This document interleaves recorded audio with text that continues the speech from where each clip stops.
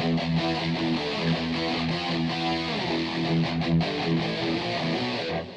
guys, Robin Reaper here. So as you can see, yep, I'm here at the Odyssey. I'm about to head up to see the least controversial film this year. Yep, Scream 7. So look, I have enjoyed all the Scream films, so yes, I am looking forward to watching this. I'm hoping this will be as good as the other ones, though the reviews I've been hearing have not been the greatest. But still, I'm hoping to like it. You know, it's Scream. Just hoping for some good Ghostface fun. But the only way to find out if it actually is as good as the rest of the franchise is to head in, get up, get some snacks, and get seated for Scream 7.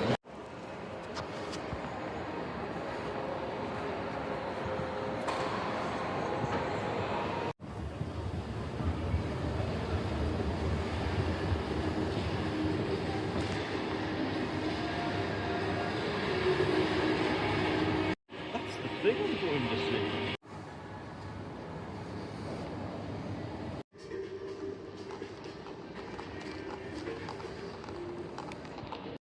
So yeah, there's something interesting about this screening that you'll have to say. I'll show you in a minute when I get to the screen, because it's quite an interesting experience, let me just say.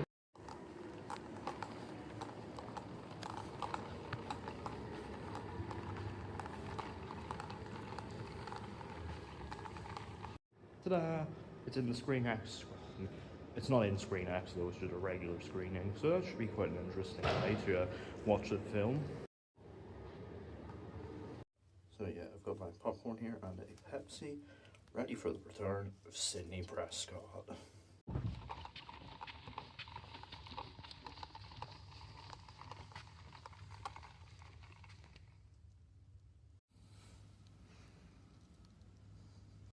So, Scream 7. I'm back from seeing it. This is directed by Kevin Williamson, the longtime writer of the franchise, from a script by James Vanderbilt and Guy Busick, with some contributions from Williamson himself.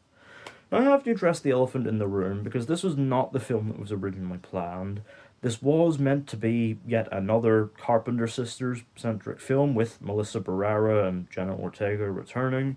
But then in late 2023, Barrera was fired by Spyglass for comments relating to the ongoing conflict in Gaza. And so they had to go back to the drawing board. And so the end result, they've kind of gone for an endgame type play, you know, pulling out all the hits, you know, including bringing back Neve Campbell in an effort to salvage the production. But is it enough to overcome the film's troubled production history? Let's find out.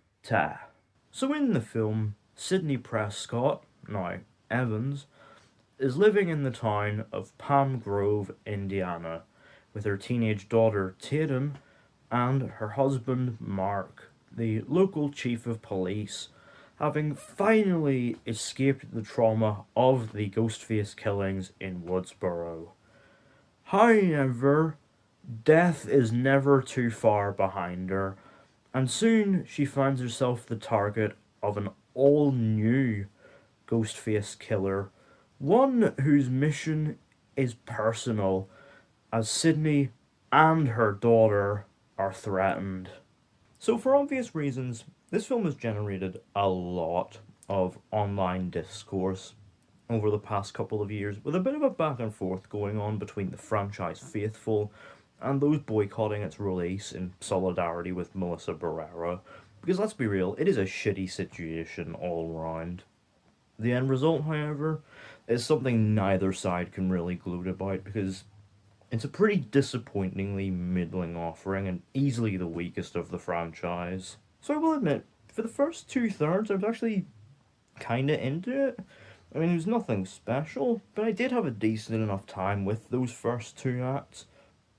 In particular, I really enjoyed the focus on Sydney and her daughter Tatum, and sort of how she channels her instincts as a survivor into her instincts as a mother, and sort of how that affects her relationship with Tatum. That's actually quite an interesting one, and it gets a lot of dramatic mileage out of it. And it works because Neve Campbell is really, really good here. She's really relishing being back in this role, and, you know, back being the lead of a Scream movie. And yeah, she's great as this hardened, resilient survivor. Unfortunately, the story around the mother daughter stuff is probably the safest of the franchise yet.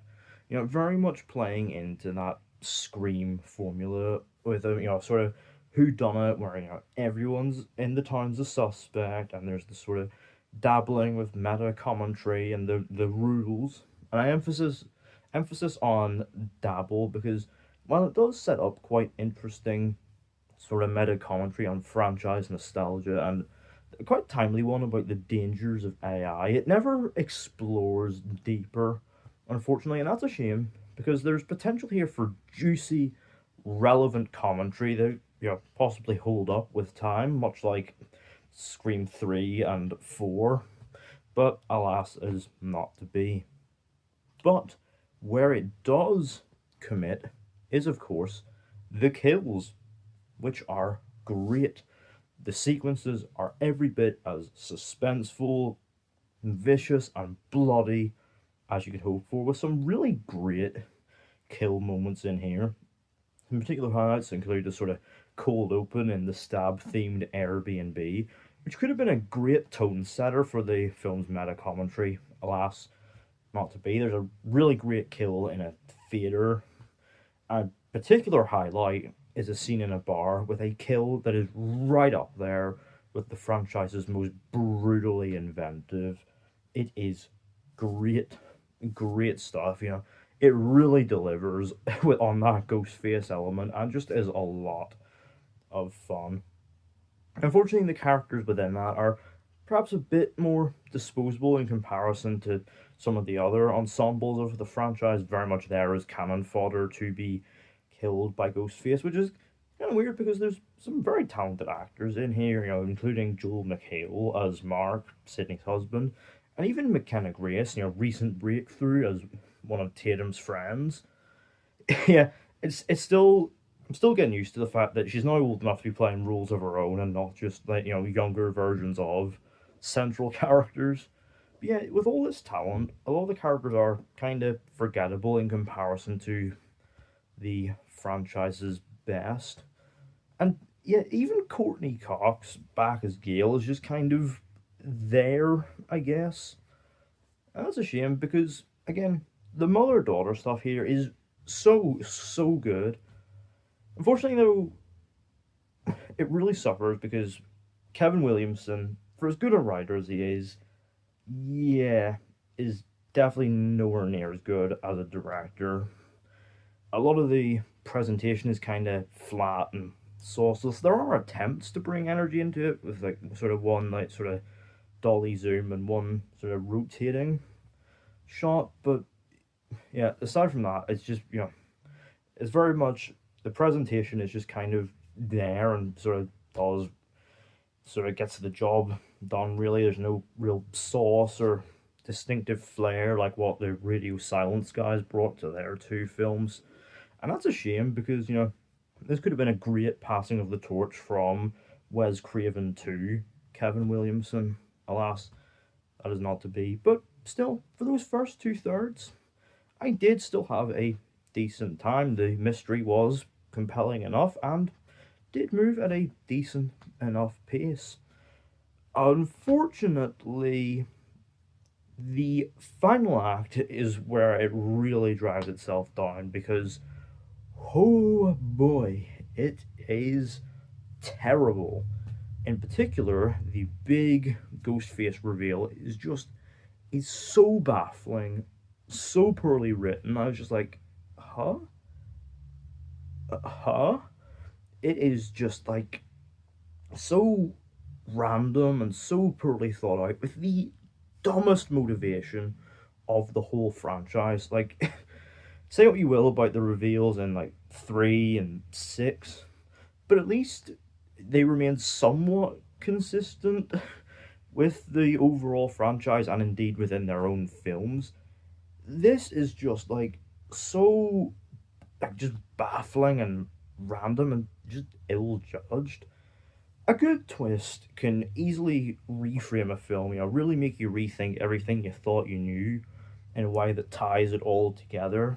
This just kind of highlights this film's lack of commitment, lack of focus, which especially rings true in obviously one of the film's most hyped up aspects, the fan service, the big cameos, the big returns.